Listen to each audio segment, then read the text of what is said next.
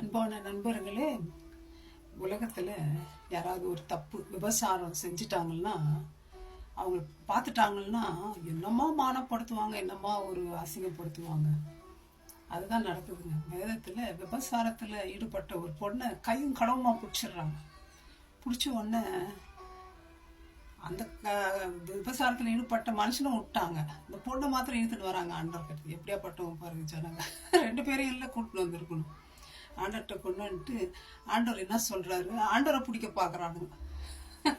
வேதப்பாரல் பரிசு ஆண்டவரை எப்படி தப்பு கண்டுபிடிக்கலாம் அப்படின்னு அதை வச்சு அப்போ ஆண்டவர் பார்க்குறாரு, அந்த பொண்ணு பண்ண தப்புனா அவளை கல்லெறிஞ்சு கொள்ளணும்.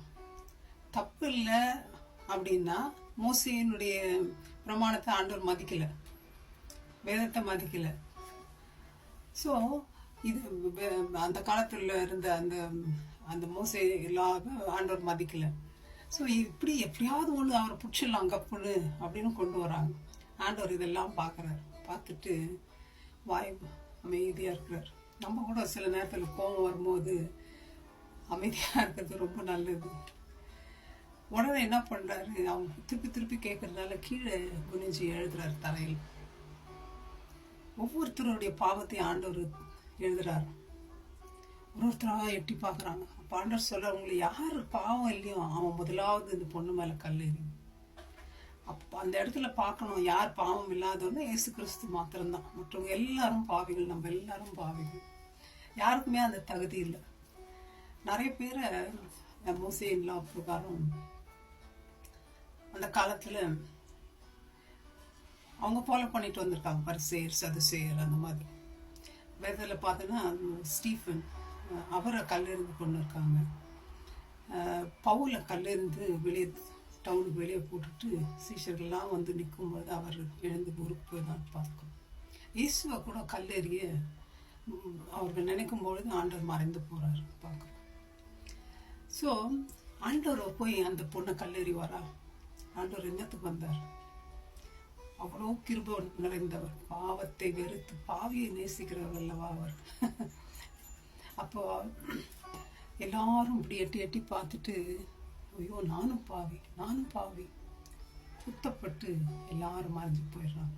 அந்த பெண் ஆண்டவர் கேட்குறா. அப்போ எல்லாரும் போயிடுறாங்க. அப்போ ஆண்டவர் ஒரு கேள்வி கேட்குறாரு அந்த பெண்ணை பார்த்து, உன்னை யாரும் ஆக்கினைக்குள்ளாக தீர்க்கலையா? நானும் உன்னை தீர்க்கலம்மா, நீ போ, இனி பாவம் செய்யாது.